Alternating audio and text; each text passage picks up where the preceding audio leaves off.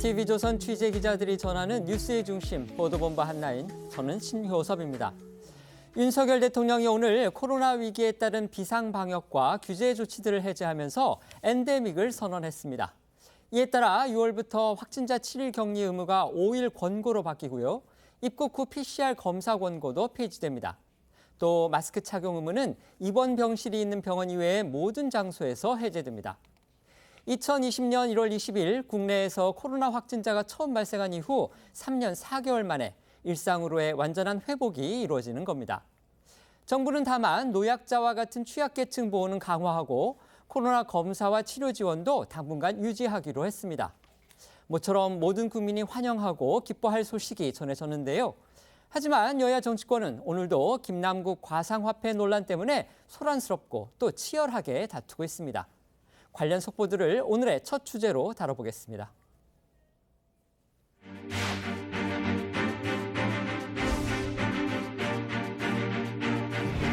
이게 막 다른 사람일 거다, 다른 사람일 확률은 진짜 지문 찍었는데 똑같은 지문일 확률이랑 똑같은 거예요. 이런 지금 존재할 수가 없거든요. 자기가 공개하지 않은 지갑이 있다는 거 아니에요. 숨기고 있는 게 없느냐, 이게 중요한 거죠. 제가 김남국 의원한테 전화했어요. 확실한 해명을 해라. 근데 해명을 하니까는 더 꼬여요.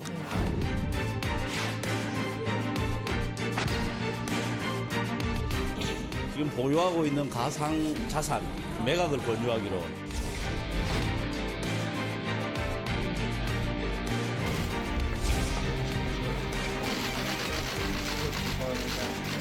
계좌 거래 내역이라든지 코인 거래 내역을 살펴보면 의문의 상당 부분이 해소되지 않을까.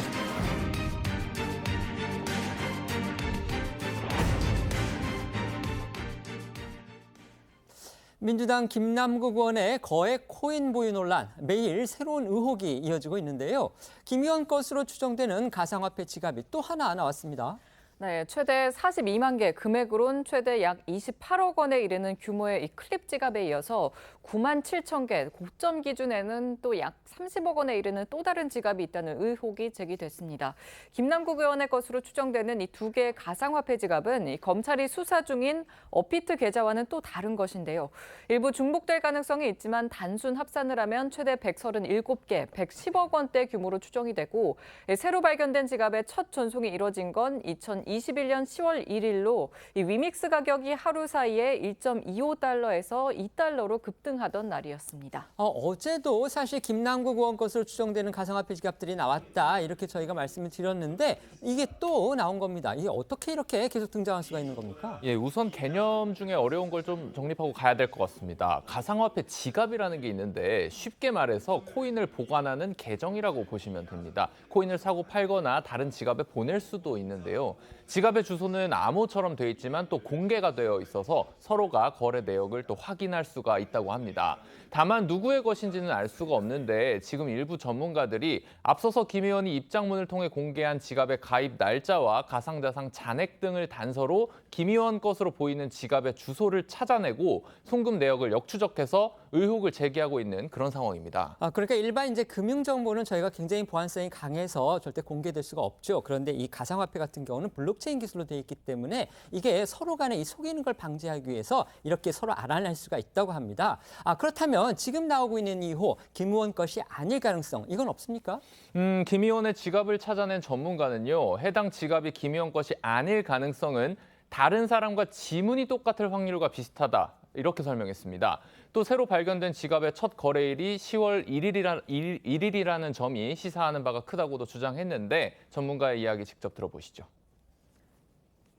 그러니까 이게 막 다른 사람일 거다, 다른 사람일 확률은 진짜 지문 찍었는데 똑같은 지문일 확률이랑 똑같은 거예요. 다른 사람 두 명이 지문이 똑같은 확률이랑 비슷하지 싶어요. 이런 지금 존재할 수가 없거든요. 그리고 위믹스가 10월 1일이 시사하는 바가 좀 큰데, 왜냐하면 그때 이후로 한 달 조금 지나서 20배가 올랐어요. 그 가격에서부터. 그래서 묘한 시기라고 볼 수 있죠. 상승 직전이라고 볼 수 있습니다.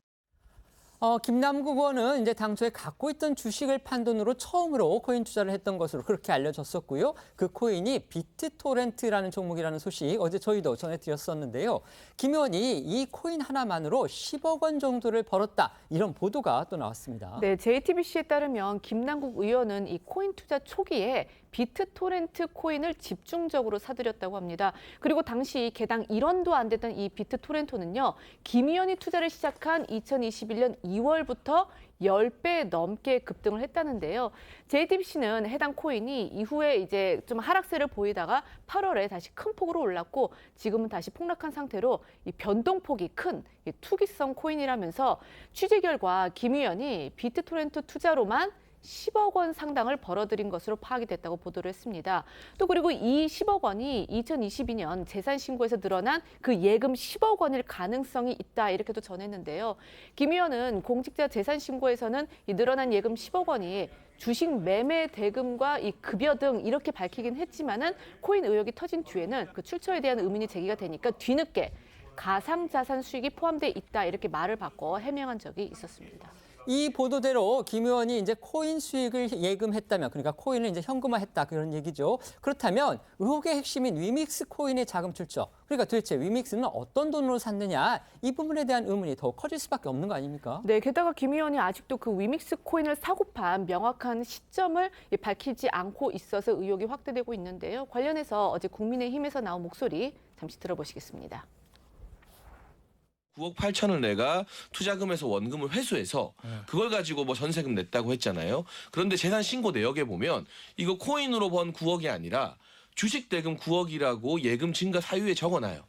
이것만으로도 지금 허위 신고가 요즘 말로 빼박캔트입니다. 아예 뭐 벗어날 수가 없어요. 위믹스라는 코인을 대체 어느 시점에 얼마나 구입했느냐. 이것 좀 말해달라고 많은 사람들이 이야기하고 있는데 아직까지 여기에 대해서는 입을 못 대고 있거든요. 저는 위믹스라는 코인의 취득 경로의 불법성이 다분할 것이다. 이런 가운데 김 의원은 당의 권유에 따라서 보유하고 있는 가상자산을 매각할 것으로 보입니다.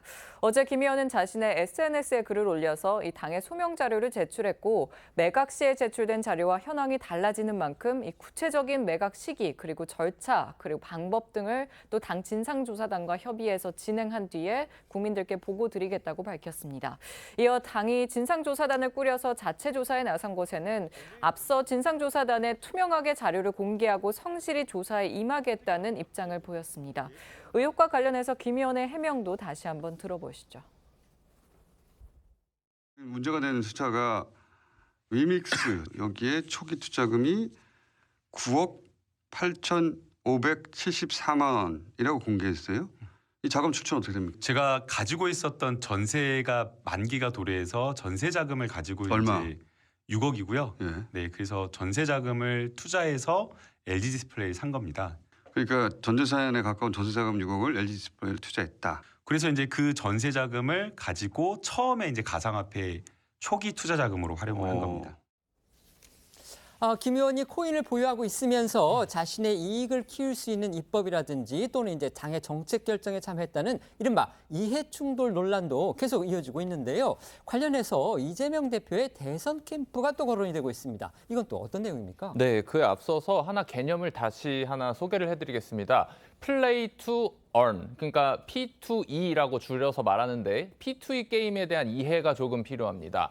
P2E 게임은 플레이를 하면서 돈을 벌 수 있는 게임을 의미합니다. 게임 업체 위메이드는 이 P2E 형태를 띤 게임은 물론 위믹스라는 자체 가상화폐도 발행을 하고 있습니다. 그러니까 김 의원이 보유했던 그 위믹스 코인이라는 게 바로 이 P2E 게임과 관련한 코인이다 이런 겁니다. 그렇습니다. 김 의원은 지난해 초에 당시 잘 알려지지 않았었던 군속 코인인 위믹스를 대거 매입했던 이유에 대해서 동아일보에 당시 P2E라고 하는 신개념이 부상을 했고 위믹스와 비슷한 다른 종목은 앞서 10배에서 20배가 올랐었다고 설명하기도 했습니다.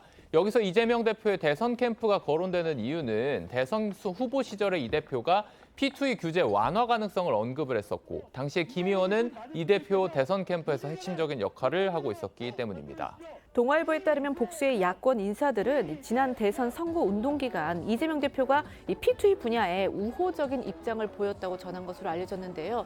특히 이 대표는 2021년 12월 한 인터뷰를 통해서 P2E가 세계적 흐름인 만큼 나쁘게 볼 필요는 없다. 무조건 금지하면 쇄국 정책을 펼치는 꼴이다라고 말을 했고, 지난해 1월에는요, 이 송재중 컴투스 대표의 이 P2E 게임 규제 해소 요청에 대해서 시장 변화를 존중을 해 정말 해서는 안 될 것을 정하고 나머지는 자유롭게 풀어준 뒤에 문제가 생기면 사후 규제하는 방식으로 혁신 공간을 열어줘야 한다라는 취지로 답을 했던 것으로도 전해졌는데요. 여기에 대해서 한 증권업계 관계자는 국내에선 이 P2E를 불법 환전으로 보기 때문에 금지하기 때문에 이 규제 완화에 대한 유력 대선 후보의 의견은 당연히 관련 코인 가격에 영향을 미칠 수밖에 없다라고 말한 것으로 전해집니다. 관련해 대선 후보 당시 이재명 대표의 목소리 들어보시겠습니다. 그걸 그렇게 네거티브하게 볼 필요 없다고 생각해요. 우리가 그 쇄국하고 살 수는 없기 때문에 결국 세계의 일부잖아요. 그 흐름을 끌려갈 게 아니라 그 흐름을 우리가 앞서가야죠. 그러니까 P2E 게임을 좀 더 쉽게 설명을 하면 이제 게임을 하신 분들은 아실 겁니다. 그 게임을 하다 보면 거기서 이제 게임을 통해서 얻는 재화 같은 게 있고 그다음에 이제 아이템 같은 게 있는데 이것들을 이 블록체인 생태계에서 자산으로 그러니까 돈처럼 활용하는 그런 걸 말하는 거라고 합니다. 그렇기 때문에 이게 굉장히 위험성이 높다 이런 평가가 나왔는데 그런데 이 같은 이 대표의 정책 결정에 이제 대선 당시에 이 대표의 최측근 참모로 활동했던 김 의원이 영향을 미쳤을 가능성 그러니까 이해 충돌 가능성이 있다 지금 이겁니다. 네, 이처럼 이재명 대표가 대선 후보 시절인 2021년 12월과 지난해 초에 이 P2E 규제 완화 가능성을 언급했던 것과 맞물려서 김 의원의 이해 충돌 논란 더 커지고 있습니다. 이 대표의 최측근 의원 그룹인 또 7인의 소속이었던 김 의원이 대선 캠프에서 핵심으로 활동하면서 게임 정책에 영향력을 행사할 수도 있었기 때문인데요. 이를 두고 정치권에서는 대선 선대위의 P2E 관련 정책에 영향력을 행사할 수 있는 위치에 있으면서 이 관련 코인을 보유하는 건 이해 충돌의 소지가 다분하다는 지적이 나오는 것으로 전해집니다. 민주당의 한 중진 의원은 동아일보를 통해서 선대위 관련 정보를 코인 매입 과정에 활용하지는 않았는지 어떻게 증명을 할 수 있느냐면서 정보를 활용하지 않았다더라도 이 공직자로서 그럴 의심을 살 행동 자체를 하면 안 되는 것이라고 비판한 것으로도 전해집니다. 여기에 김 의원이 대선을 앞둔 작년 2월 이재명 후보 선거 대책위원회에서 NFT, 즉 대체불가 토큰을 기반으로 한 이재명 대선 펀드를 추진했던 것도 논란이 되고 있습니다. 당시 여당이었던 민주당이 NFC 대선 펀드를 출시한다는 소식에 주요 NFT 테마 코인 가격이 일제히 상승을 했었고요. 당시에 김 의원은 직접 홍보에 나서기도 했기 때문입니다. 지난해 2월 이재명 펀드 홍보에 나섰던 김 의원의 목소리도 직접 들어봅니다. 이재명 펀드를 출시합니다. 이 블록체인 기술을 기반으로 NFT를 활용한 새로운 시도의 선거 펀드입니다. 디지털 전환 성장 정책에 대한 진심과 의지를 국민과 공감하려는 방안으로 이렇게 이재명 펀드를 준비했습니다. 언론민 국민 여러분께 이재명 펀드에 많은 관심을 부탁드리고 관련해서요 어제 오늘 코인과 관련한 이 정치권 로비설까지 또 등장을 했습니다. 이건 또 어떻게 된 겁니까? 이게 이제 김남국 의원의 코인 의혹이 이해 충돌 논란으로까지 번지면서 정치권 안팎에서는 이번 의혹의 핵심은 P2E 합법화를 위해 정치권을 상대로 한 로비다라는 주장까지 제기가 되고 있는 건데 한국게임학회는 어제 성명을 내고 몇 년 전부터 P2E 업체와 협회, 단체가 국회에 로비하는 것 아닌가 하는 소문이 무성했다면서 관계기관 조사를 통해서 진상을 낱낱이 밝혀야 한다라고 주장을 했고요. 또 오늘 오전 정의당은 급기야 로비, 게이트, 설까지 나오고 있다면서 국회의장은 당장 국회를 대상으로 한 이 특정 게임 업체나 협회의 로비 의혹을 자체 파악해서 필요하면 국회의원과 보좌진의 가상자산 보유 상황을 전수조사해야 된다라고 촉구를 했습니다.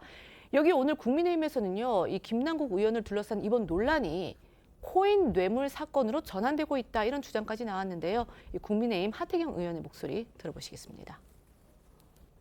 P2E 업계라고 있습니다. P2E 업계는 쉽게 말하면 고스톱 마니가 있잖아요. 그걸 현금으로 쓸 수 있게 하는 거예요. 김남국 의원이 앞장을 섰더라고요. P2E 허용하자고. 그리고 심지어 이재명 대선 공약에 들어가 있어요. 민주당의 당론이죠. 그것 때문에 많이 올른 거예요. 코인 가격이 규제 완화가 되면 확 오를 수 있거든요. 허용해 준다고 그러면.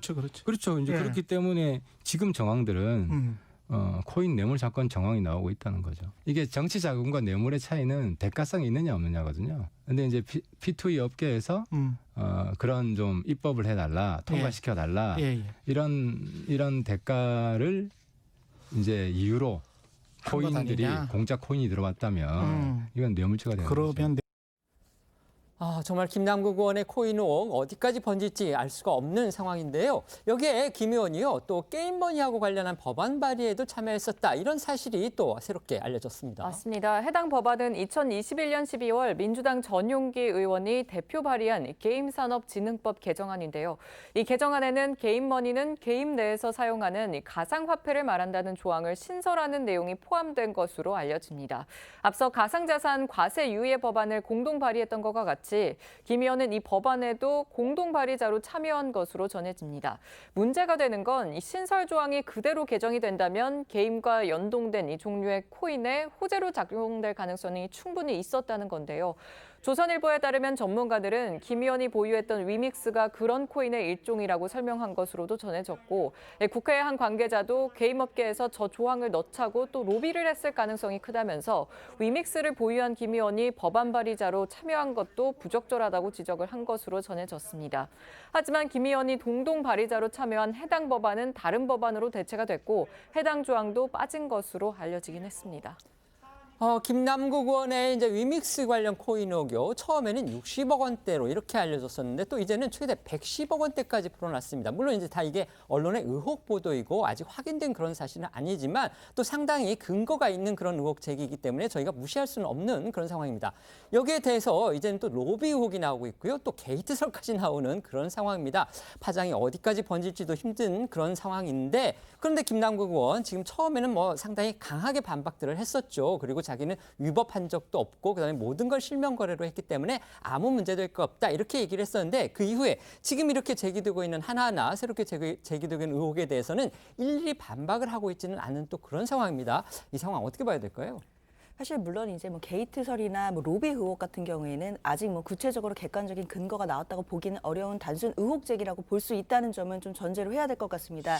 그러나 그렇다고 하더라도 김남국 의원이 뭐 호미로 막을 것을 지금 가래로 막으려고 하는 그런 형국이 됐다라고밖에 볼 수가 없는데요. 김남국 의원이 애초에 의혹이 제기됐던 건 위믹스라는 특정 코인과 관련된 것이었습니다.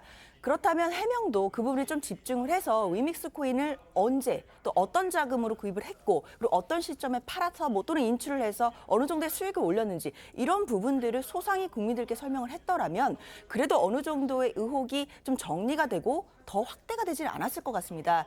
그러나 이제 이번 월요일이었죠. 그 김남국 의원이 처음에 해명했던 내용들을 보면 주식에서 투자했던 그 주식 자금 한 9억 8천만 원 정도를 이제 그 코인 자금에 출처로 썼다라고 했는데요.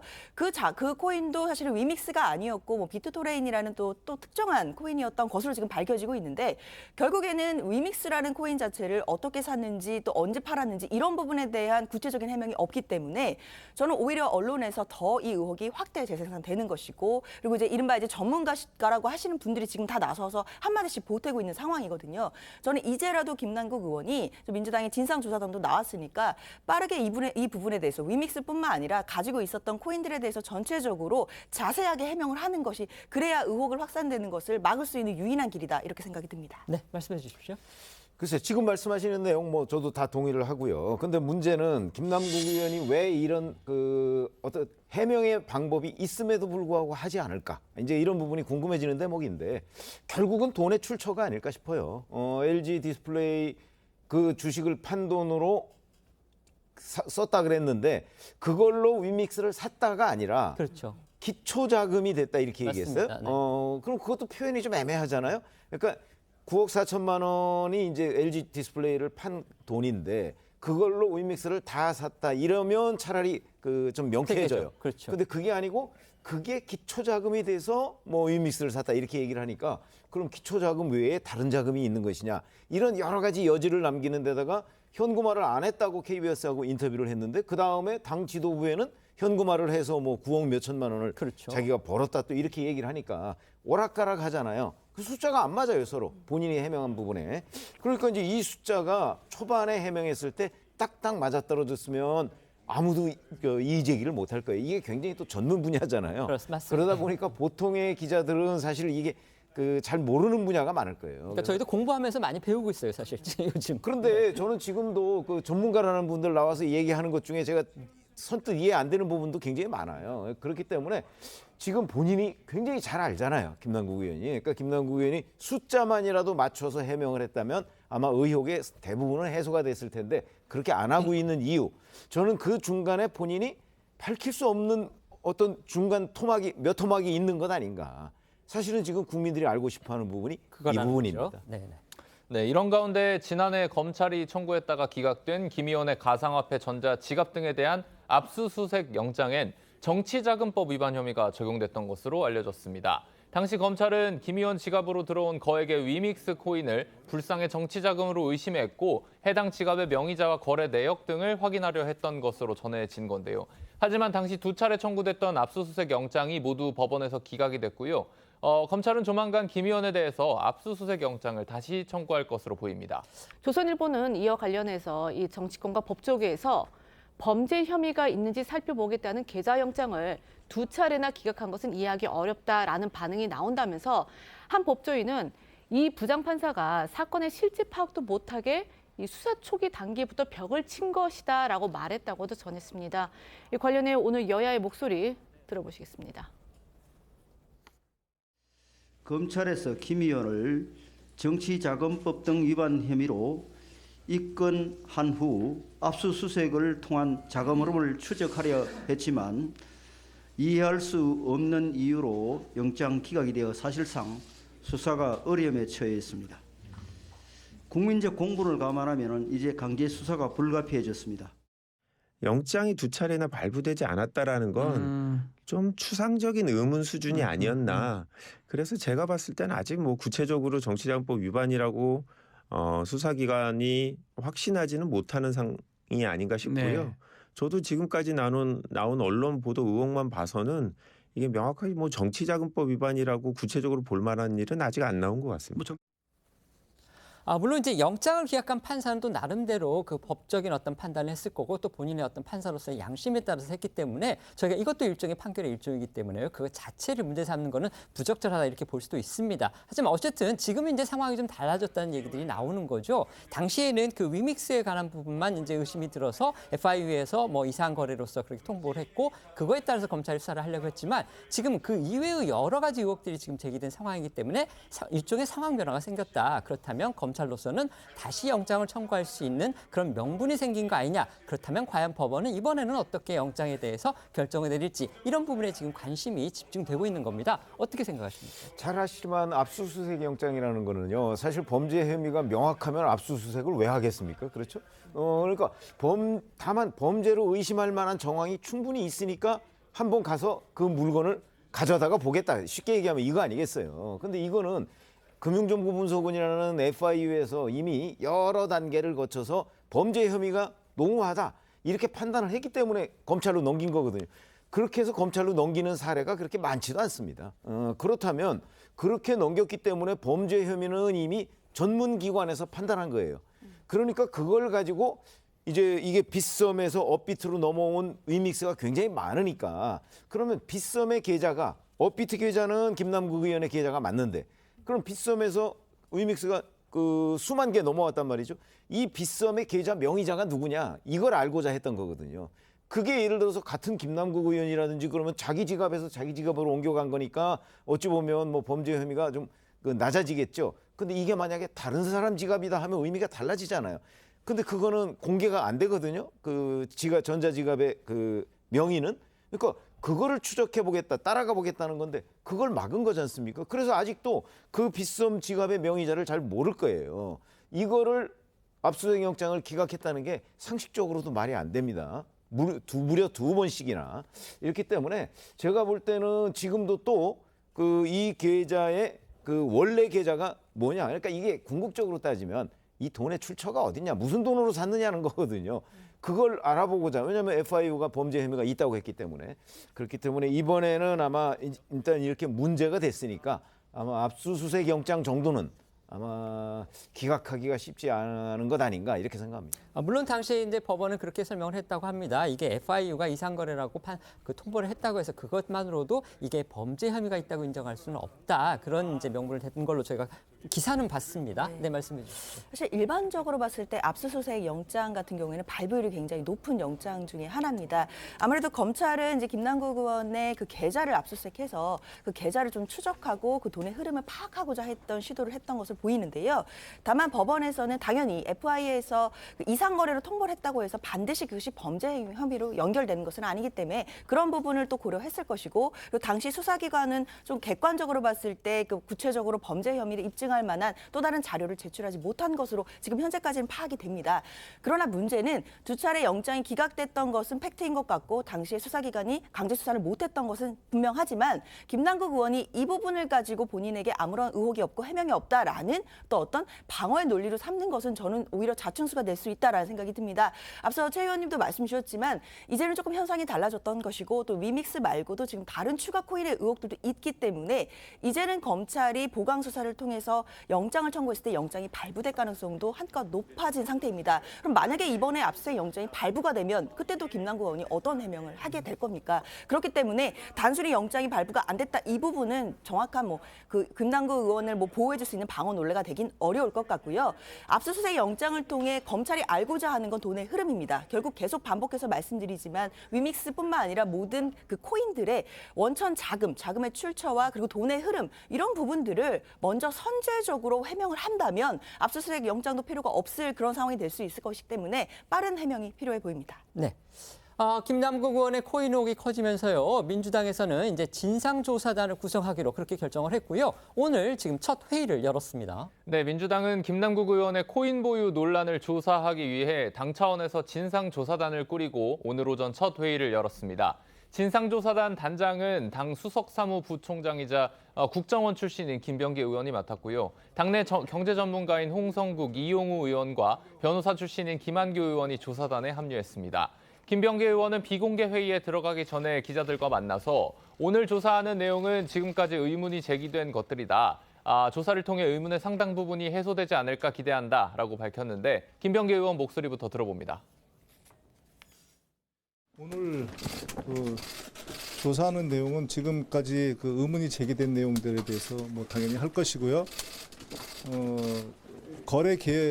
계좌 거래 내역이라든지 코인 거래 내역을 살펴보면 의문의 상당 부분이 해소되지 않을까 그런 기대를 해봅니다. 그리고 아울러 김남국 의원께서 관련되는 자료 모두 제출하고 적극적으로 조사에 임하겠다고 말씀을 하셨기 때문에 조사를 신속하게 진행해서 결론을 내리겠습니다. 진상조사단에는 외부 전문가들도 포함될 것으로 알려지고 있는데요. 김병기 의원은 외부 전문가에 대해 인력은 섭외해놓은 상태라고 설명했습니다. 민주당 지도부도 지금 수습책을 고심하고 있는 그런 분위기입니다. 공직자윤리법 개정 이야기까지 나왔습니다. 네, 비명계로 분류되는 박광원 신임 원내대표는 오늘 오전 이 정책 조정회의에서 김남국 의원의 코인 의혹과 관련해서 이번 기회에 공직자 윤리 기준과 이 규범을 면밀히 살펴보고 또 투명성을 강화하겠다고 강조하고 나섰습니다. 박 원내대표는 공직자 윤리 기준은 변화하는 환경에 맞춰서 기민하게 보완해야 하는데 민주당이 변화의 속도를 따라가지 못했다는 지적을 아프게 받아들인다면서 이 자상의 목소리도 내놨는데요. 박 원내대표의 목소리도 들어보시겠습니다. 공직자윤리법을 비롯해서 관련 법을 신속하게 개정하도록 하겠습니다. 이미 오래전부터 가상자산이 재산 증식 수단으로 인식돼 왔고 투자를 목적으로 한 거래가 급증해 왔습니다. 민주당이 변화의 속도에 따라가지 못한 것에 대한 지적을 아프게 받아들입니다. 하지만 김남국 의원이 해명을 할수록요 이렇게 추가 의혹들이 계속 이제 속출을 하면서 이 당내에서는 김남국 의원하고 이게 선을 긋는 듯한 그런 분위기도 또 읽힙니다. 맞습니다. 민주당에서는 이 무엇보다 가상자산 문제는 청년 민심과도 직결된 문제라는 점에서 돈봉투 의혹은 총선 대형 악재가 될 수 있다는 우려가 제기되고 있습니다. 민주당 내 최대 의원 모임이죠. 더미래도 입장문을 내고 국회의원 코인 투자 전수조사 등을 좀 요구하고 나섰고요. 어제 개최한 긴급 토론회에서도 김남국 의원에 대한 성토가 쏟아졌다고 합니다. 당 고문인 박지원 전 국정원장은 오늘 한 라디오 인터뷰에서 김남국 의원은 코인 전략 매각은 물론 수익도 기부를 해야 한다면서 돈도 벌고 출세도 하면 도둑이라고 목소리를 높였습니다. 박 전 원장의 목소리 들어보시죠. 저는 김남국 의원하고 굉장히 가까워요. 제가 많이 멘토 역할을 해주는데 처음에 이 보도를 보고 제가 김남국 의원한테 전화했어요. 확실한 해명을 해라. 그런데 해명을 하니까는 더 꼬여요. 그래서 제가 만났어요. 만나서 무조건 대국민 사과를 하고 그 이상 얘기하지 마라. 전략 매각은 뭐 당연한 거고. 당연하고 기부해야 된다. 기부해라. 거기서 번 수익이 있다면. 그렇죠. 그것이 국회의원의 자세죠. 출세도 하고 돈도 벌고 이건 도둑이지. 비명계 의원들을 중심으로 해서는요, 좀 더 강한 비판도 아주 공개적으로 나오고 있습니다. 그렇습니다. 앞서 저희도 전해드렸던 대로 비명계 송갑석 최고위원은 김남국 의원을 향해서 당당할 일이 아니라고 일갈했었죠. 비명계 중진 이상민 의원은 김 의원이 국회의원을 하면서 투잡을 뛴 것이라고 신랄하게 비판한 바 있습니다. 이어 문재인 정부에서 청와대 국정기획 상황실장을 지냈던 윤건영 의원은 오늘 한 라디오에서 김남국 의원은 국민들이 왜 화가 났는지 냉정하게 자성해야 한다고 촉구했습니다. 불법은 없다고 강변하는 게 무슨 의미가 있냐라는 생각이 들고 제가 며칠 전에 들었던 말 중에 부와 권력과 명예를 한 배 태우지 마라라는 말 들었어요. 오, 그래요? 예, 너무 무거워서 침몰한다는 겁니다. 예. 그래서 본인으로서는 대단히 뭐 억울하다고 항변할 수는 있겠지만 국민들이 왜 화가 났는지를 냉정하게 자성해야 된다고 봅니다. 아울러 비명계 일각에서는 당 지도부가 돈봉투나 코인 의혹 등 이런 윤리적인 문제에 대해서 속도감 있게 대처를 못하는 이유가 결국에 이재명 대표의 사법 리스크 때문이다라는 비판이 나오고 있다는데요. 이 대표 본인부터 사법 리스크가 있기 때문에 이런 문제에 엄정한 기준과 절차를 빠르게 마련하지 못하는 것 아니냐는 지적입니다. 반면에요, 친명계 일각에서는 여전히 김남국 의원을 두둔하는 목소리가 또 나오고 있습니다. 앞서 김남국 의원이 실제로 매우 검소하다면서 이 검소한 것도 죄가 되느냐 이렇게 말을 해서 논란을 키웠던 이 장경태 최고위원이요. 오늘 한 라디오 인터뷰에서 이 관련 부분에 대해서 다시 해명을 했는데요. 장 최고위원은 일각에서 이제 코인은 문제가 안 되는데 김 의원이 가난 코스프레를 한 것이 문제라는 그런 뭐 말도 안 되는 지적이 나와서 거기에 반박하다 보니 한 말이고 그리고 김 의원을 두둔한 것은 아니다 이렇게 해명을 했습니다. 그런데 그러면서도 장 최고위원은 이 김남국 의원이 검소한 것은 맞다고 다시 한번 강조를 했습니다. 또 이 친명계로 분류되는 서영교 최고위원 역시 오늘 라디오 인터뷰에서 김남국 의원은 자신이 본 가장 부지런한 정치인 중 한 명이었다면서 이번에 해명을 잘해서 더 잘할 수 있는 정치인으로 거듭나야 한다 이렇게 조언을 했습니다. 장경태 서영교 최고위원의 목소리 이어서 들어보시겠습니다. 실제로 김남국 의원이 검소한 건 맞습니다. 솔직히 제가 이제 뭐 개인적으로 여러 가지 과정에서 보면은 대학교 시절부터 국회의원 되기 전부터 뭐 여러 코인 관련된 투자를 해왔다고 하더라고요. 저 진상조사팀에서 철저하게 조사해서 제대로 진상 사실관계 확인했으면 좋겠습니다. 가상 투자라고 하는 것에 대해서 저도 뭐 자세히 알고 있지는 않지만 주식 투자라든지 이런 것들이 대한민국 경제의 한 유형이고요. 이번에 해명이 잘 되어서 더 열심히 잘할 수 있는 정치인으로 거듭나야 될 거다 이렇게 생각하고요. 제가 봐오고 같이 일을 했을 때는 뭐 가장 부지런한 정치인 중에 한 명이었다고 말씀드릴 수 있습니다. 국민의힘은 연일 김남국 의원을 향해서 이제 의원직 사퇴까지 촉구를 하면서 공세 수위를 높이고 있는데요. 민주당의 당 차원 수습책도 비판하고 있습니다. 네, 장동혁 원내대변인은 논평을 통해서 김남국 의원의 새까만 거짓말이 드러나고 있다고 비판을 하고 김 의원이 가난한 청년 정치인 코스프레로 국민을 배신하고 또 해명 같지 않은 해명으로 국민을 우롱했다고 꼬집었습니다. 그러면서 장 원내대변인은 김 의원의 의혹이 좀 불거진 직후에 핏대를 세우면서 정치 생명과 전 재산을 걸겠다고 호언장담했었는데 지금이 그때라면서 의원직 사퇴를 촉구하고 나섰습니다. 국민의힘에서는 민주당의 김 의원에게 코인 매각을 권유하고 진상조사에 나선 것과 관련해서도 너무 늦은 조치고 번지수도 틀렸다는 비판이 나왔고요.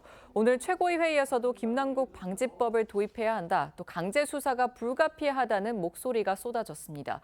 오늘 국민의힘 최고위 회의에서 나온 목소리도 한번 들어보시죠. 민주당은 부정부패의 온상이 되어가고 있는 것입니다.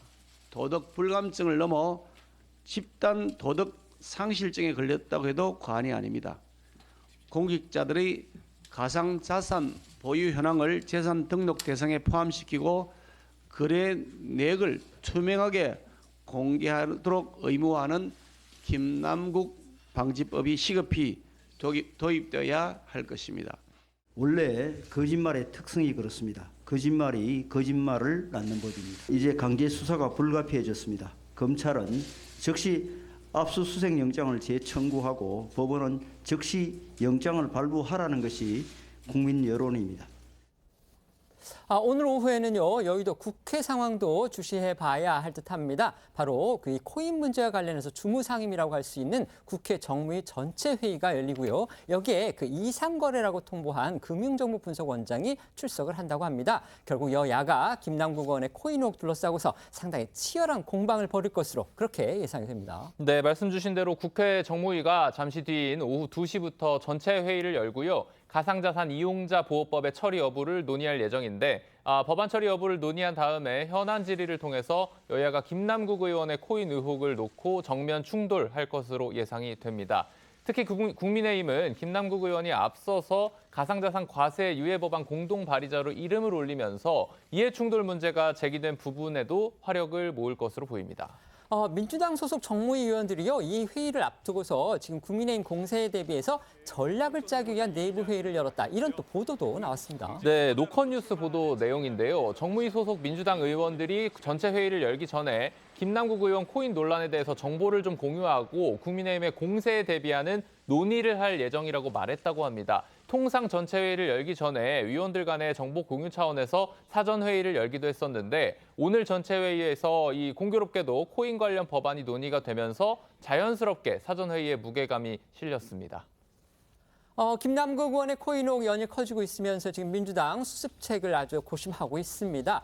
우선 당 차원의 진상조사단 꾸렸고요. 또 지도부에서 공직자윤리법을 개정하겠다 이런 얘기도 나오고 있습니다. 하지만 국민의힘 그다음에 정의당 등에서는 이 수습 방안에 대해서도 상당히 비판적인 그런 얘기를 내놓고 있고 특히 국민의힘에서는 아예 번지수가 틀렸다. 지금 이런 지적도 내놓고 있습니다. 이런 평가 패널들께서는 어떻게 보시는지 의견 여쭤보겠습니다. 먼저 논평해 주시죠. 네, 번지수가 틀렸다 이렇게 얘기하는 거는 우선순위가 틀렸다 이렇게 저는 바로잡고 싶은데요. 그게 무슨 얘기냐면 사실은 지금 현재 진상조사단 있어가면서 만약 이건 정치적인 대응 방법이죠.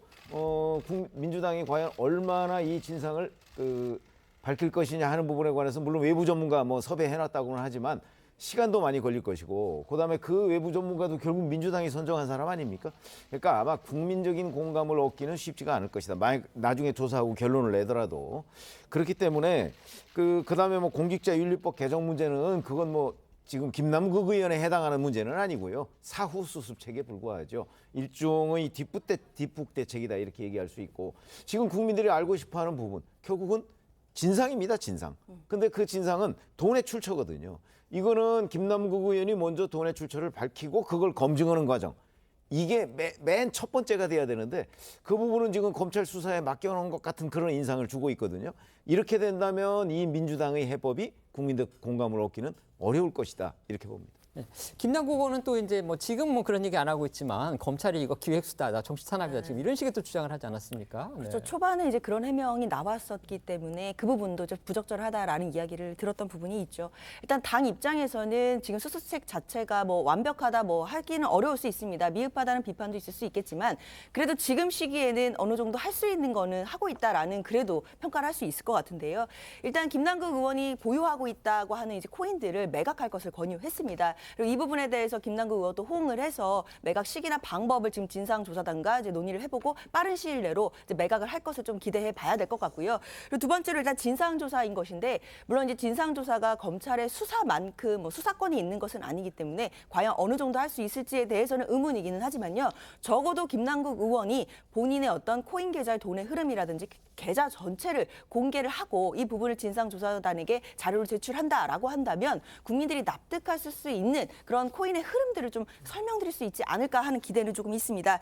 그리고 공직자윤리법을 개정해서 뭐 재산 등록을 하게 하는 것, 뭐 본질적인 대안으로 보이는데요. 저는 이것보다는 이 진상조사단이 좀 나서서 지금 현재 국회의원들이 여야 할 것 없이 보유하고 있는 코인 자산이 있다라고 한다면 모두 다 공개를 하는 부분들을 함께 같이 논의해 보는 것도 좀 필요하다고 생각이 듭니다. 그러니까 굳이 법 개정까지 기다리지 말고 그렇죠. 지금 현재적으로 현재, 하자 지금 예, 그런 말씀이신 그렇습니다. 거죠? 알겠습니다.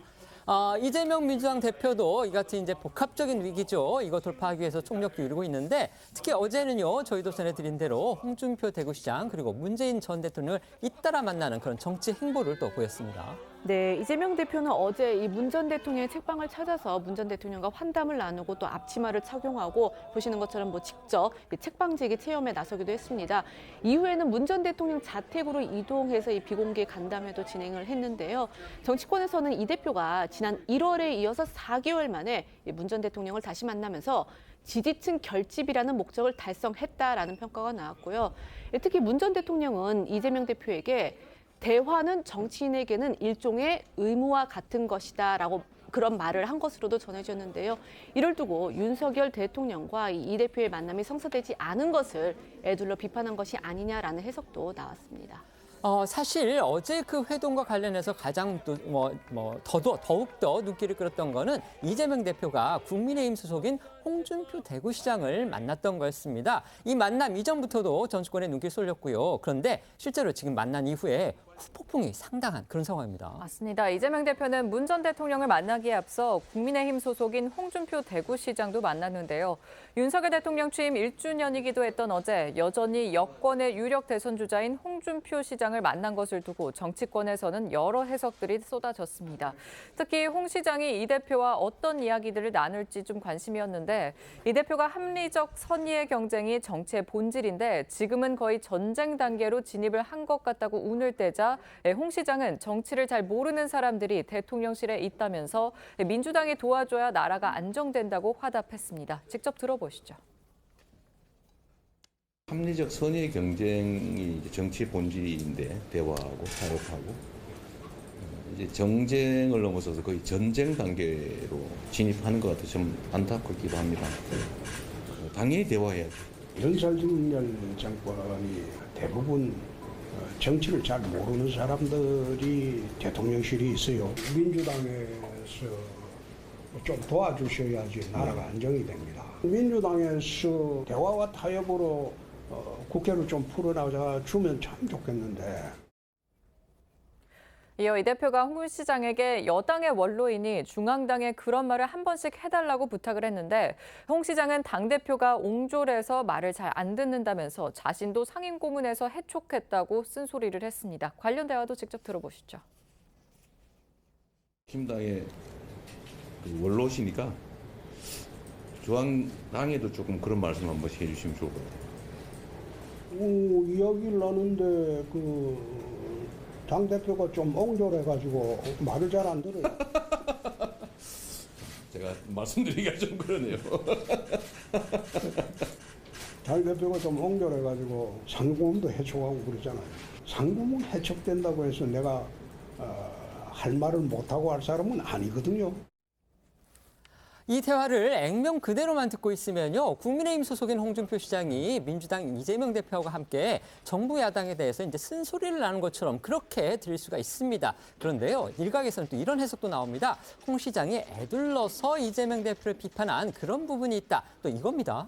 그렇습니다. 홍준표 시장은 민주당은 문제 있는 사람들이 즉각 탈당을 해서 부담을 덜어주는데 우리 당은 그렇지 않다면서 욕심만 가득 차서 당이야 어찌되든 말든 자기만 살겠다는 것이라고 쓴소리를 했는데요.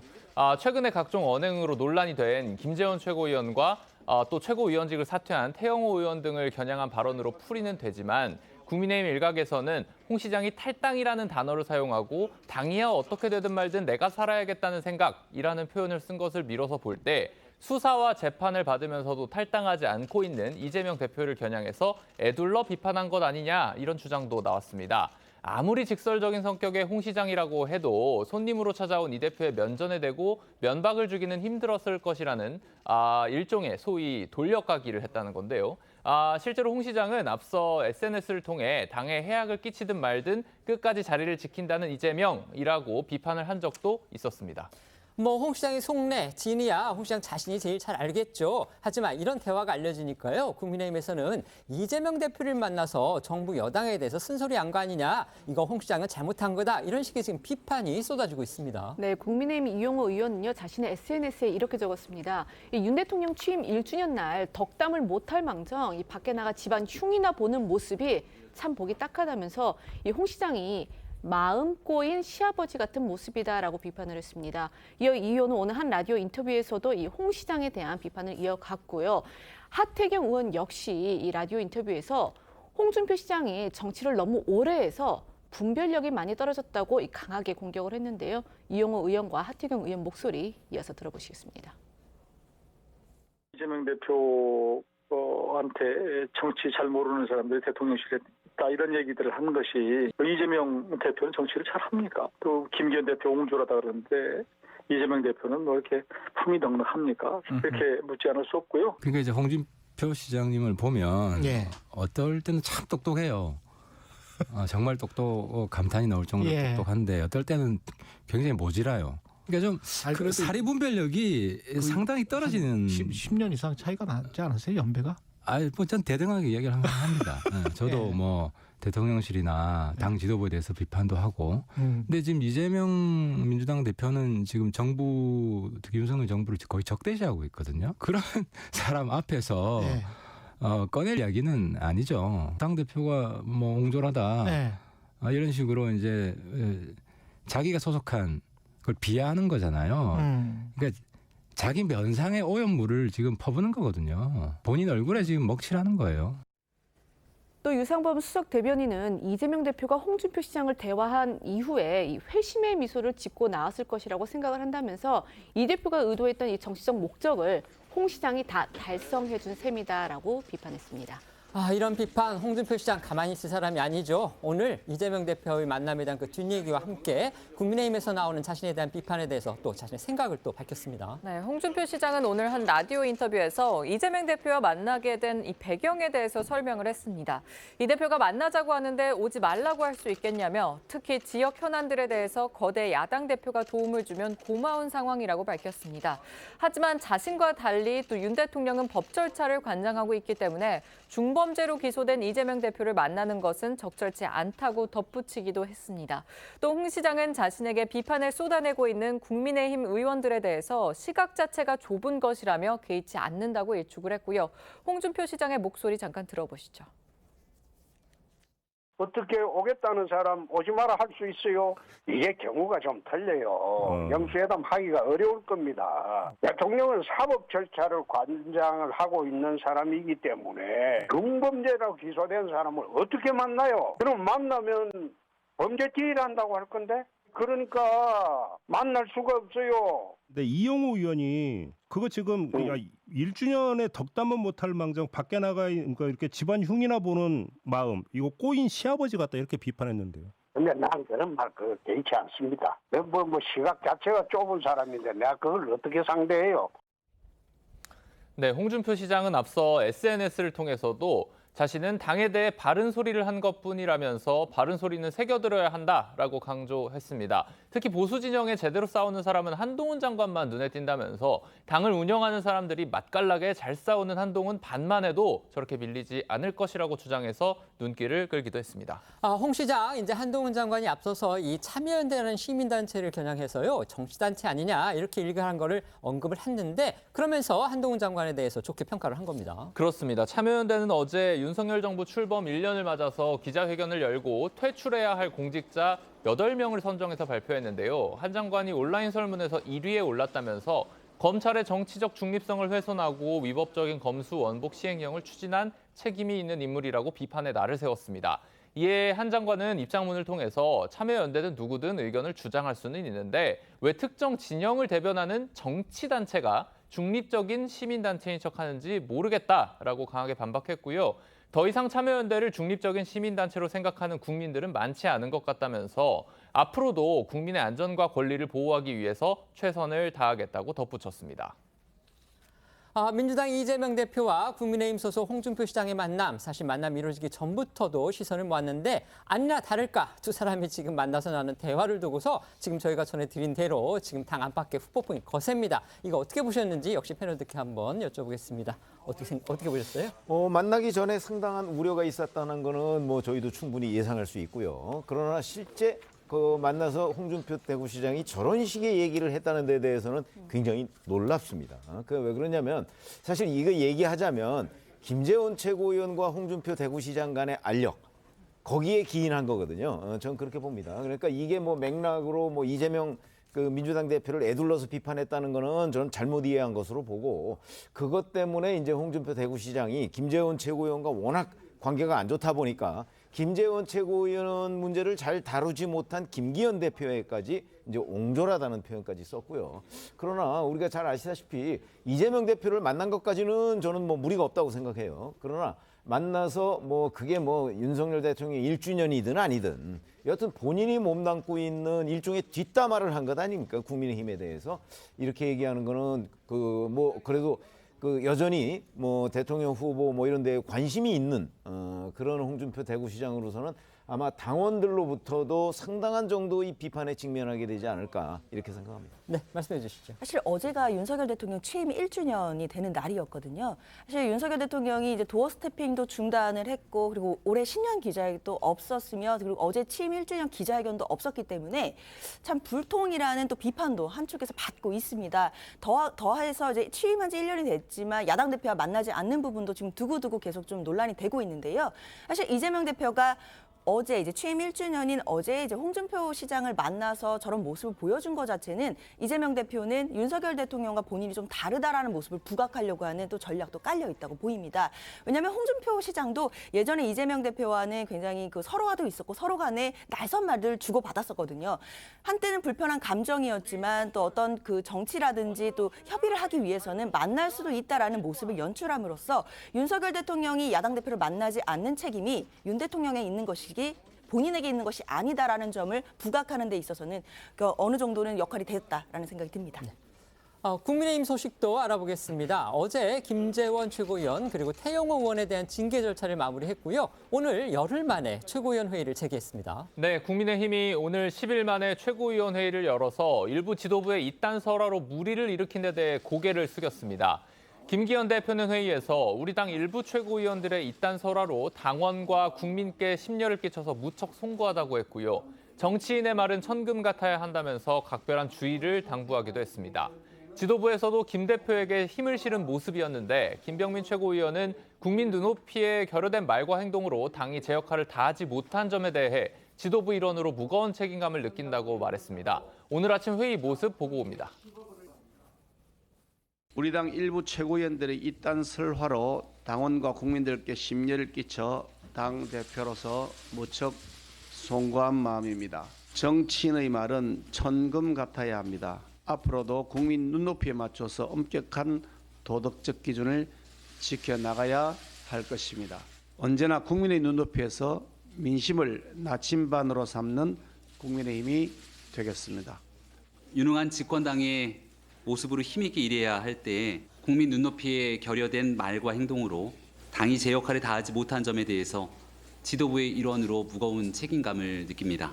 이제 다시 신발끈을 동여매고 모든 구성원이 한마음 한뜻으로 일당백의 역할을 해나가야 할 때입니다. 이렇게 국민의힘 지도부의 회의체가 정상화한 계기는요. 말씀드린 것처럼 어제 윤리위가 김재원 최고위원 그리고 태영호 의원의 징계를 결정한 건데요. 그 결과부터 소개해 주시죠. 윤리위는 앞서 한 차례 징계 결정을 미뤘었는데요. 어제 이 4시간가량 회의 끝에 김재원 최고위원은 1년, 그리고 태영호 의원은 3개월 동안 당원권을 정지시켰습니다. 윤리위는 5.18 정신을 폄훼하고 또 정광훈 목사에 대한 이 우파 천하 통일 발언 등을 한 김재원 최고위원은 물론이고 대통령실의 공천 개입 논란을 불러온 이 태영호 의원의 녹취 파문 등을 심각한 해당 행위로 본 건데요. 황정근 윤리위원장 목소리부터 들어보시겠습니다.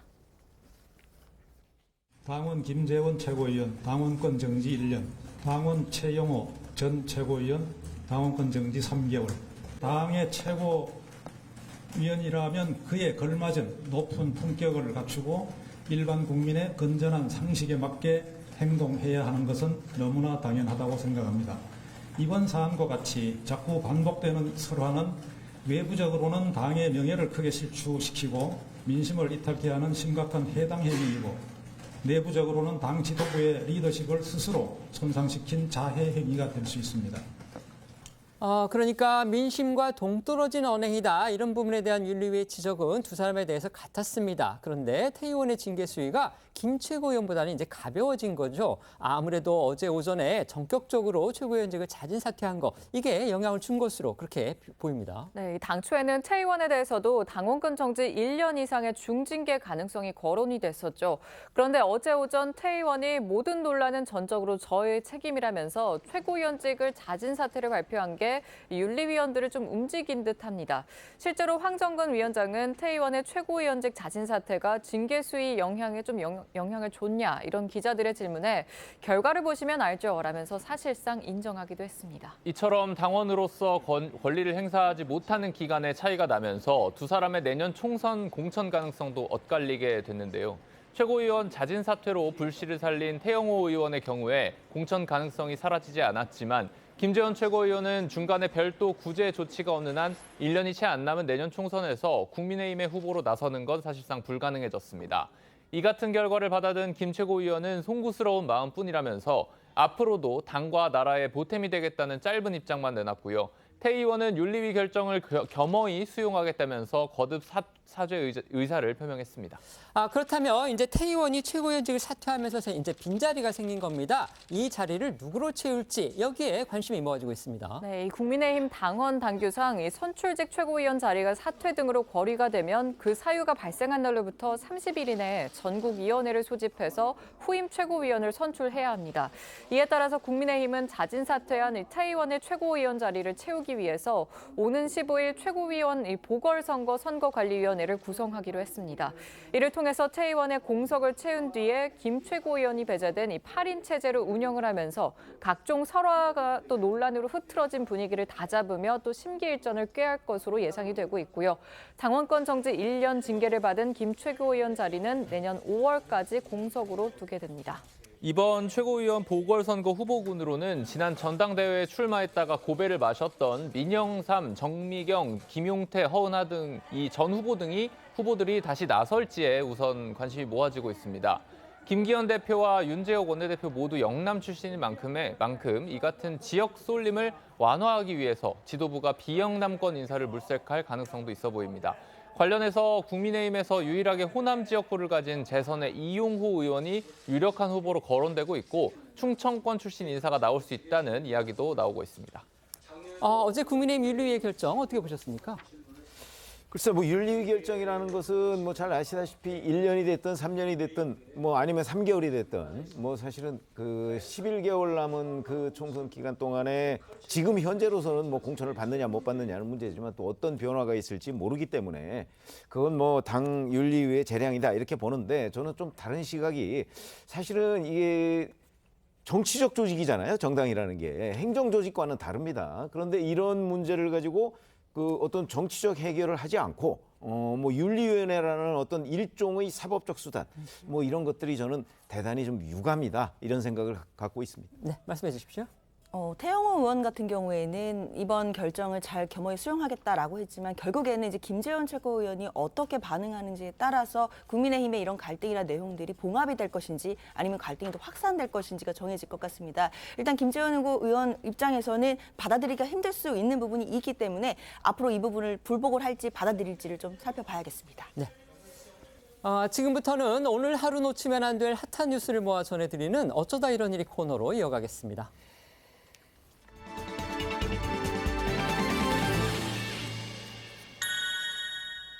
첫 번째 키워드는요, 경찰서 앞 유턴입니다. 지금 마약 복용 혐의로 수사를 받고 있는 배우 유아인 씨의 얼굴이 보입니다. 이거 어떤 내용입니까? 네, 말씀하신 것처럼 지금 프로포폴과 코카인 등 마약류 5종을 투약한 혐의를 받고 있는 유아인 씨가 오늘 오전 9시쯤 이 경찰에 출석해서 2차 피의자 조치를 받기로 했는데요.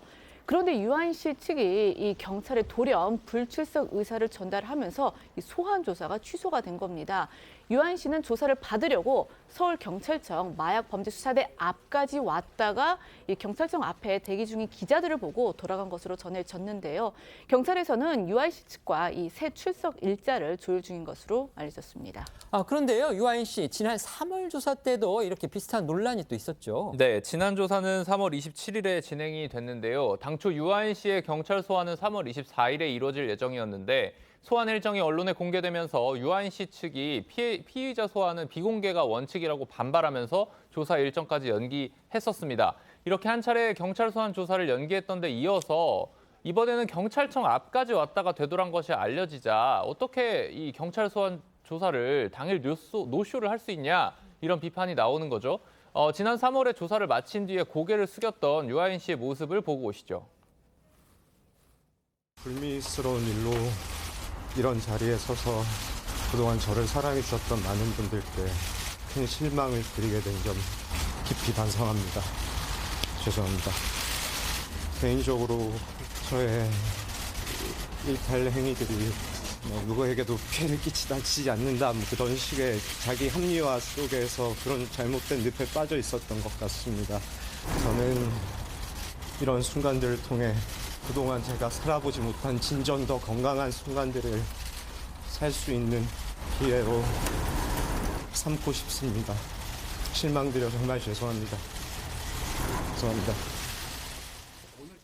유한 씨의 마약 복용 의혹이 불거진 게 지난 2월이었습니다. 그렇다면 벌써 지금 석 달이 지난 건데 아직도 수사가 이어지고 있는 거죠. 그렇다면 혹시 유한 씨 마약 수사만 이렇게 지지부진한 거 아니냐? 대체 이유가 뭐냐? 이 부분 궁금해하는 분들도 있는데요. 현재 수사 상황 지금 어떻습니까? 네, 현재 유한 씨는 모발과 소변 등을 통한 이 정밀 검사 결과 대마와 프로포폴, 코카인 그리고 케타민 성분이 검출된 바 있습니다. 졸피뎀을 의료 목적과 관계없이 투약한 정황도 포착을 해서 경찰이 수사에 들어간 상태고요. 또 유아인 씨의 마약 투약을 돕거나 또 직접 투약한 혐의로 유아인 씨 주변 인물 4명을 입건을 해서 조사하고 있습니다. 지난 8일 경찰 관계자가 일부 여죄와 공범 수사는 거의 마무리 단계라고 밝혔지만 오늘 유아인 씨 2차 소환 조사가 무산이 되면서 이 결론이 나오기까지 시일이 더 걸릴 거란 전망이 나옵니다. 이렇게 경찰 수사가 석 달째 이어지고 있는 건요. 이 머리카락 분석 등에서 나온 마약류 종류가 너무 많기 때문인 것으로 전해졌는데요. 결국 투약 시기나 매입 경위 등을 특정하는데 그만큼 시간이 걸릴 수밖에 없다는 게 이 경찰 측의 설명입니다. 경찰은 유한 씨 조사를 마무리한 뒤에 수사 내용에 따라서 구속영장 신청 여부도 결정할 방침인 것으로 전해졌습니다. 두 번째 키워드 보겠습니다. 재고만 팝니다인데요. 가수 임창정 씨 소식인가 봅니다. 그렇습니다. SG증권발 주가 하락 사태와 관련해서 파장이 가라앉지 않고 있는 가운데 임창정 씨가 한 편의점 업체와 협업해서 내놨던 소주 제품에까지 불똥이 튀었습니다. 이 소주 제품은 지난 2월에 출시돼서 한 달 만에 초도 물량 10만 병이 완판되면서 인기를 끌었었는데요. 하지만 주가 조작 의혹 논란이 계속되니까 해당 편의점 업체에서 현재까지 보유하고 있는 재고가 소진되면 더 이상 판매하지 않기로 했다고 밝혔습니다. 보통 이제 연예인 관련 논란이 터졌을 때 이제 광고 계약 해지하는 경우 이런 것들은 저희가 자주 봤었는데 이 협업한 제품을 판매를 중단하는 거 이건 별로 그렇게 들어보지 못한 것 같습니다. 일단 이 소주 제품에는 그 임창정 씨의 히트곡과 같은 이름이 붙어 있는 상태인데요. 그래서 사실 이 이름을 바꾸지 않는 한 임창정 소주라는 꼬리표가 따라다닐 수밖에 없는 그런 상황이고 그리고 이 1년여간의 출시 과정에서 임창정 씨가 소주 원재료 이 선정부터 병 디자인까지 직접 참여했던 것으로 알려졌습니다. 임창정 씨는 이 스스로 맛에 자부심을 갖기 위해서 수개월 동안 전국의 유명한 소주를 직접 마셔보고 또 주류 전문가들과 제품을 완성했다 이렇게 이제 홍보한 바도 있었었는데요.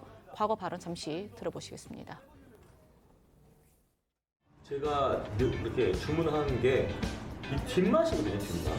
소주는 그 뒷맛이 깨끗해야 돼요. 그래야 어떤 안주를 먹어도 다 어울릴 수가 있거든요. 네, 그럼에도 불구하고 처음에는 해당 편의점 업체도 판매를 이어가겠다는 입장을 원래는 보였던 것으로 알려졌는데 특히 이 소주 제품을 생산하는 곳이 중소양주업체라서 이 섣불리 반품을 하게 되면 2차 피해로 또 이어질 수 있어서 판단에 좀 신중할 수밖에 없었던 것으로 전해졌습니다. 하지만 자신도 피해자라고 주장을 해왔던 임창정 씨가 주가 조작 의혹 핵심에 있는 이 라더견 대표가 주최한 행사, 일명 1조 파티 등에 잇따라 참석했던 것이 알려지면서 여론이 좀 악화 악화되니까 판매를 좀 중단한 것으로 보이는데요. 투자자 행사에서 라더견 대표를 종교라고 치켜 세우는 발언을 했던 임창정 씨 목소리 다시 한번 들어보시죠. 근데 돈을 맡겨. 이게 종교야. 너 잘하고 있어. 왜냐면 내 돈을 가져갈 맞아요, 맞아요. 너 다음 달 말까지 한 달 딱 줄 거야. 수익률 원하는 만큼 안 주면 이거 다 내가 다 해결시킬 거야. 맞아요, 맞아요. 위대하라. 종교가 이렇게 탄생. 임창정 씨가 이렇게 순환 아닌 수단을 당하는 거 결국 이제 주가 폭락 사태와 연관이 돼 있다 이런 의심을 받고 있는 거고요. 그 주가 폭락 사태의 핵심 피의자는 바로 나덕현이라는 사람입니다. 이 나덕현 씨가 어제 검찰에 이제 체포가 됐는데 그 체포 하루 만에 지금 구속영장이 청구가 됐습니다. 그렇습니다. 검찰은 지난 9일 소환 통보 없이 라더견 대표를 자택에서 기습적으로 체포한 데 이어서 48시간의 체포 시한이 끝나기 전인 어젯밤 11시 30분쯤 전격 구속영장을 청구했습니다. 라 대표에게는 투자자들의 휴대전화와 계좌 등 개인정보를 넘겨받아서 특정 가격의 매수와 매도를 반복하는 방식으로 주가를 조작한 혐의 등이 적용됐습니다. 오늘 오전 진행된 영장실질심사에서 라더견 대표는 남색 수영복을 입고 하얀 마스크를 쓴 채 모습을 드러냈는데요. 취재진의 질문에는 답을 안 했습니다. 보고 오시죠. 시세 조정 혐의 인정하시나요? 법인 여러 개 만드셨는데 자금 세탁 용도입니까? 법정에서 어떤 거 소명하실 건가요? 수혜자 몰래 레버리지 받으신 이유는 뭔가요? 적발 안 된다 이렇게 말씀하신 이유는 뭔가요? 지민의 금융 매니저는 시세 조정 사실 알고 있었나요? 라 대표의 구속 여부는 이르면 오늘 중에 결정이 될 것으로 보이는데요. 네, 검찰은 라 대표의 측근인 투자 유치 담당 변모 씨와 프로골프 선수 출신 안모 씨에 대해서도 오늘 구속영장을 청구했습니다. 또 고액 투자자들과 수행기사와 같은 이 측근들을 대상으로도 연일 참고인 조사를 진행하고 있는 만큼 라 대표의 신병이 확보가 되면 수사가 급물살을 탈 것으로 보입니다. 세 번째 키워드입니다. 어쩌다 표절 논란인데요. 가수 아이유 씨가 표절 논란에 휩싸였다고 합니다. 네, 지난 8일이죠. 이 경찰에 아이유 씨가 다른 아티스트의 음원을 표절해서 이 저작권법을 위반했다는 내용의 고발장이 접수가 됐는데요. 고발 대상이 된 곡은 모두 6곡입니다. 그중에는 분홍신과 이 좋은 날 같은 아이유 씨의 히트곡도 포함된 것으로 알려졌습니다. 보도 내용을 종합해 보면은 이 고발장엔 해당 곡들이 원 저작물과 멜로디, 리듬, 코드 진행까지 동일한 경우가 많으며 특히 이 히트곡인 좋은 날과 분홍신의 경우에는 일반인이 듣기에도 상당한 유사성을 갖고 있다라는 주장이 담겼다고 하는데 그런데 이 고발장을 접수한 사람이요. 원 저작권자와는 관계가 없는 일반 시민으로 알려지면서 관심이 집중되고 있습니다. 그러니까 내 노래를 베꼈다 이렇게 원저작권자가 대개 이의를 제기하는데 이번에는 그 원저작권자가 아닌 그냥 다른 사람이 이의를 제기한 거다. 지금 이거군요. 그렇습니다. 저작권법 위반은 고소가 있어야 공소가 이뤄질 수가 있는 친고죄이기 때문에 원저작자가 직접 고소를 해야 하지만 사실상 관련이 없는 제3자가 나선 겁니다. 게다가 고발된 대부분의 곡이 아이유 씨가 작곡한 곡도 아니지만 아이유 씨를 대상으로 고발장이 접수된 건데요. 고발인을 대리한 법무법인 측은 아이유 씨가 가수 활동으로 영리 목적을 갖고 상습적으로 저작 재산권을 침해했다고 볼 수 있기 때문에 원저작자가 아닌 사람도 고발 자격이 있다고 주장하고 있는 것으로 전해졌습니다. 아이유 씨 측에서도 바로 반복 입장을 냈죠. 일단 아이유 씨 측의 그 소속사 측은요. 이번 그 고발 소식을 수사기관으로부터 전달받은 게 아니라 기사를 통해 알게 됐다고 밝혔습니다. 그러면서 이 표절 의혹 등 허위 사실을 바탕으로 한 악성 게시물을 수개월 전부터 인지하고 있었다면서 법적으로 강력히 대응할 것이라고 경고를 했습니다. 그런데요. 이번에 이 고발 대상이 된 노래 가운데서 이 분홍신 같은 경우에는 이전에도 표절 논란이 또 있었던 그런 사실이 알려졌습니다. 네, 그렇습니다. 2013년에 발매된 분홍신은 당시 독일 밴드였던 이 넥타의 히어서스와 좀 유사한 부분이 있다는 주장이 일각에서 나오면서 논란이 됐었는데요. 두 곡 한번 직접 비교해서 들어보시죠. 운명으로 친다면 내 운명을 보자면 I can train you to the dance Take a look, we are advanced 눈을 감고 걸어도 맞는 길을 걸지 You have to do this step beyond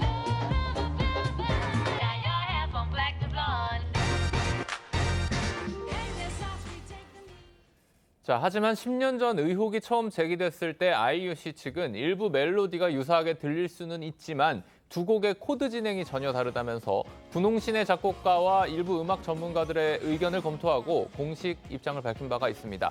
당시 방시혁 하이브 의장과 김형석 작곡가도 나서서 음악에는 장르에 따라 클리셰, 즉 전형적이고 일반적인 표현법이 있다며 아이유 씨의 해명에 손을 들어줬었습니다.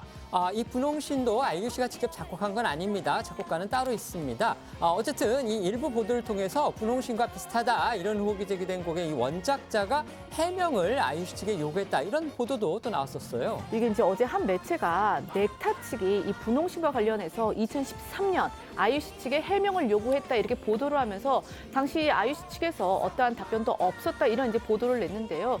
여기와 관련해서 아이유 씨 측은 넥타가 해명을 요구한 사실이 없으며 또 정확한 표절 증거가 있었다면 소송을 했을 것이다라고 언급한 것으로만 알려졌습니다.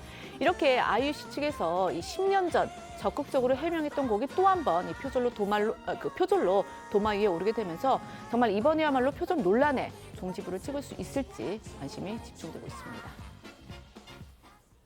저희는 1분 뒤에 다시 돌아오겠습니다. 오늘 준비한 소식은 여기까지입니다. 저희는 내일 오후 1시에 더 핫한 소식으로 찾아뵙겠습니다. 시청해 주셔서 고맙습니다.